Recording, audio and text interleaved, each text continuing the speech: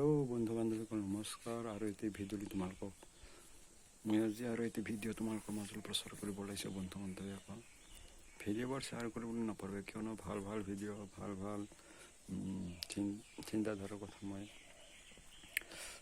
উপকাৰৰ বিষয়ে জনাই থাকিম, চেষ্টা কৰি থাকিম। সেয়েহে অলপ নহয় অলপ উপকাৰ হ'বই।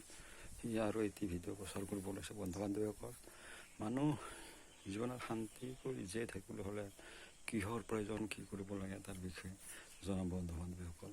কৰিবলৈ ক'বলৈ চেষ্টা কৰিম, সকলোকে জনাব। জীৱনত টকাৰে শান্তি হ'ব নোৱাৰে, টকা পইচাই শান্তি দিব নোৱাৰে, ধন সম্পত্তিয়ে কেতিয়াও শান্তি দিব নোৱাৰে। নিজৰ শৰীৰত যদি কোনোবাই খেল খেলি প্ৰেক্টিছ কৰি পালোৱান বনাই ল'লেও শান্তি হ'ব নোৱাৰে। শৰীৰটো সদায় হেৰি কৰিব নোৱাৰিব, ই অসম্ভৱ, কেতিয়াও শান্তি নাপাব। সেয়েহে বন্ধু বান্ধৱীসকল, জীৱনত শান্তি হ'বলৈ হ'লে সৎ পথত চলিব লাগিব, সৎ কাম চিন্তা কৰিব লাগিব, সৎ চিন্তা ভাৱনা সদায় ল'ব লাগিব, ভগৱানৰ প্ৰতি বিশ্বাস, ভগৱানৰ প্ৰতি নাম, এইবোৰ সদায় আমি ভগৱানৰ নামবোৰ কামবোৰ আগুৱাই কৰি যাই থাকিব লাগিব। তেতিয়াহে জীৱনত আৰু পৰিয়ালত, সমাজত শান্তি লাভ কৰিব পাৰিব। এই বৰ্তমান পৃথিৱীত সমাজৰ মাজত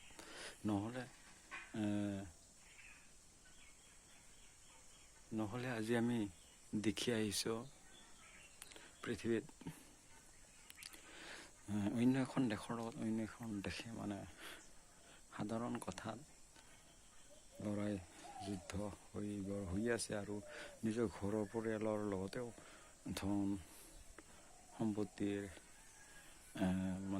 কাজিয়া, নানা ধৰণৰ সমস্যা, নানা ধৰণৰ এইটো কি অভাৱৰ কাৰণ, এইবোৰ নজনাৰ এইবোৰ অভাৱৰ কাৰণ হ'ল আমি ভগৱানৰ প্ৰতি ভাল চিন্তাধাৰা নোহোৱাৰ ফলত সমাজত বৰ্তমান এইবোৰ হ'ব ধৰিছে। সেয়েহে বন্ধু বান্ধৱীসকল, আমি যিমান পাৰোঁ সদায় সৎ চিন্তা কৰি ভগৱানৰ নাম লৈ, আৰু ভগৱানৰ নাম নল'লেও কিন্তু ইয়াত সৎ চিন্তা কৰি সৎ কাম কৰিও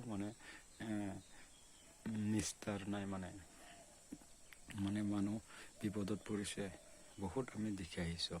কিন্তু ইয়াতে ভগৱানৰ শক্তি, ভগৱানে আমাক যিখিনি শক্তি দিব, ভগৱানৰ কাম কৰিলে বা ভগৱানৰ নাম লৈ থাকিলে, তেতিয়া কোনেও তাক কৰিব নোৱাৰে, গ্ৰাস কৰিব নোৱাৰে। সেয়েহে বন্ধু বান্ধৱীসকল, ভগৱানৰ নাম এই পৃথিৱীৰ শ্ৰেষ্ঠ, ভগৱানৰে সৃষ্টি এই পৃথিৱীখন। সেয়েহে আমি আমি গৌৰৱ কৰিব নালাগে, অহংকাৰ কৰিব নালাগে ভগৱান নাই বুলি কেতিয়াও। আমি যেনেকৈ আহিছোঁ, আমি তেনেকৈ আমি যাবও লাগিব। সেয়েহে জীয়াই থকা দিনকেইটা সৎকৰ্ম, ভগৱানৰ নাম লোৱাহে আমাৰ পৃথিৱীত কাম, আৰু বাকী কাম আমাৰ অসাৰ। যিবোৰ কাম কৰোঁ আমি সেইবোৰ চব অসাৰ। ভগৱানৰ নাম লৈ কামবোৰ কৰি যাব লাগে, মানুহৰ মংগলৰ বাবে কৰি যাব লাগে।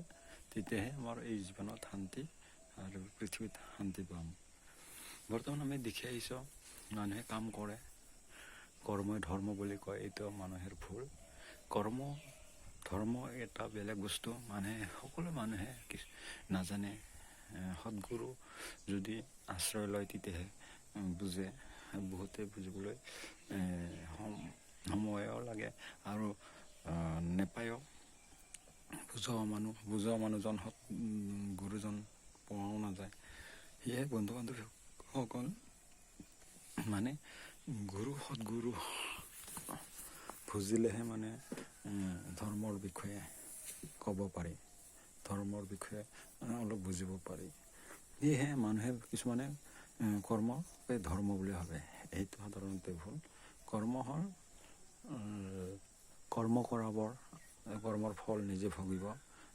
কিন্তু আমি যিবোৰ ভগৱানৰ নাম লৈ ভগৱানক সেৱা শুশ্ৰূষা ৰাতিপুৱা গধূলি দুপৰীয়া মানে সময়মতে আহি সময়মতে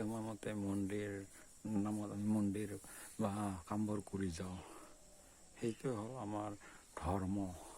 আৰু সেই ধৰ্মবোৰ ল'লেহে আমাৰ সৎকৰ্মবোৰ অট'মেটিক মানে ভগৱানে কৰি যোৱাৰ কাৰণে সহায় কৰে।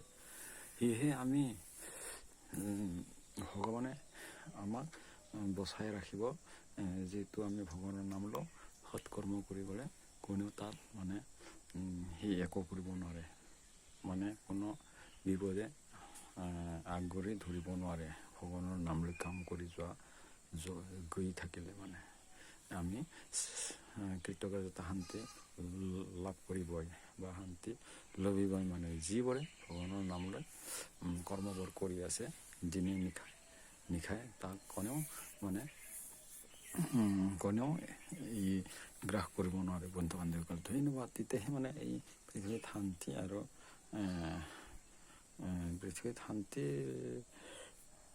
মতে জীয়াই থাকিবলৈ পাৰিব। ধন্যবাদ, নমস্কাৰ।